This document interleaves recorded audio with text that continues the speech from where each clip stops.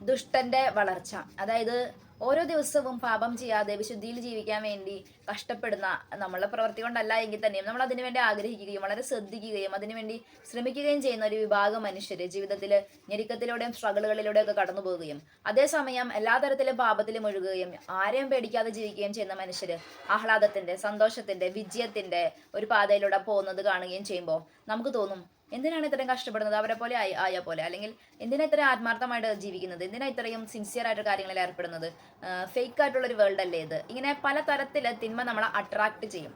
ഇതിൽ നിങ്ങളൊരു ഭാഗമുണ്ട് ബൈബിളിൽ, കർത്താവ് പറയുന്നുണ്ട്, ദുഷ്ടനെ വഴുതി വീഴുന്ന ഒരു സ്ഥലത്താണ് നിർത്തിയിരിക്കുന്നത്. നമുക്ക് പ്രത്യക്ഷത്തെ തോന്നും അവൻ സക്സസ് ആവാൻ പോവാണ്, അയാൾക്ക് ഇപ്പോൾ അനുഗ്രഹങ്ങൾ കിട്ടിക്കൊണ്ടിരിക്കുവാണ്, അങ്ങനെയൊക്കെ ആയാലേ നമ്മൾ രക്ഷപ്പെടൂ, അതായത് സത്യസന്ധത ഒന്നും പുലർത്തണ്ട, നമുക്ക് നുണ പറയാം, നമുക്കും അവരെ പോലെയൊക്കെ തന്നെ. ഇതൊരു വലിയ ടെംപ്റ്റേഷൻ ആണ്. പലപ്പോഴും മനസ്സ് മടുത്തിട്ടൊക്കെയാണ് പലരും ഇത്തരത്തിൽ വേണ്ട, ഇങ്ങനെ ഒരു സത്യസന്ധത ഒന്നും വേണ്ട എന്ന് പറയുന്നത്. നമ്മുടെ അനുഭവങ്ങൾ നമ്മളെ മുറിപ്പെടുത്തുമ്പോൾ നമുക്ക് ഇങ്ങനെയൊക്കെ തോന്നും. പക്ഷെ നിങ്ങളൊരു കാര്യം മനസ്സിലാക്കണം, ഞാനും നേരിടാറുണ്ട് ഇത്തരം ടെംപ്റ്റേഷനുകളെ.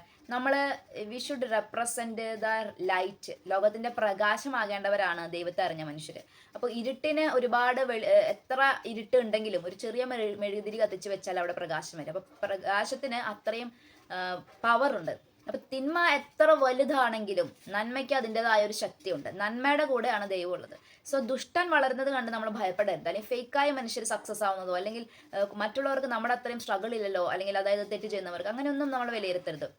ഞാൻ എൻ്റെ ജീവിതം ജീവിക്കുന്നു, ഞാൻ അറിഞ്ഞ ദൈവത്തെ അനുസരിക്കുന്നു, എനിക്ക് മനസ്സിലാകുന്ന ഒരു ദൈവത്തെ വെച്ച്, ആ ഒരു ദൈവം എന്നെ പഠിപ്പിക്കുന്നത് വെച്ച് ഞാൻ മുന്നോട്ട് പോകുന്നു. ഈ ജീവിതം തന്നത് ദൈവമാണ്, നയിക്കേണ്ടത് ദൈവമാണ്, അനുഗ്രഹിക്കേണ്ട ദൈവമാണ്, വിജയം തരേണ്ട ദൈവമാണ്. അപ്പം എൻ്റെ ദൈവത്തോടുള്ള വിശ്വസ്തത അറ്റ് എനി കോസ്റ്റ് ഞാൻ നിലനിർത്തും എന്നുള്ള എൻ്റെ വിശ്വാസ്യതയാണ് എൻ്റെ ജീവിതത്തിൻ്റെ ശക്തി എന്ന് പറയുന്നത്. അതുകൊണ്ട് തന്നെ ദൈവത്തോട് വിശ്വസ്തത പുലർത്തുന്ന ഒരുവന് ആവശ്യമായ കാര്യങ്ങൾ നൽകി പോറ്റാൻ ദൈവത്തിന് കഴിയും. അവൻ അപ്പുറത്തോട്ടും ഇപ്പുറത്തോട്ടും നോക്കിയിരുന്ന് ദുഷ്ടനെ കണ്ട് അസ്വസ്ഥനാവേണ്ട കാര്യമില്ല. ദൈവം പറഞ്ഞിട്ടുണ്ട്, വീഴാൻ സാധ്യതയുള്ള ഒരു സ്ഥലത്താണ് അവൻ ഇരിക്കുന്നത്, അവനെ കുറിച്ച് നീ ആകുലപ്പെടേണ്ട കാര്യമില്ല.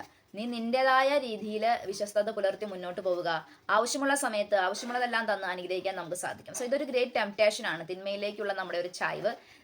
ഇത്തരം മനുഷ്യന്മാർ നമുക്ക് തരുന്ന പ്രലോഭനങ്ങൾ, അതിൽ ശ്രദ്ധയുള്ളവരായിരിക്കുക.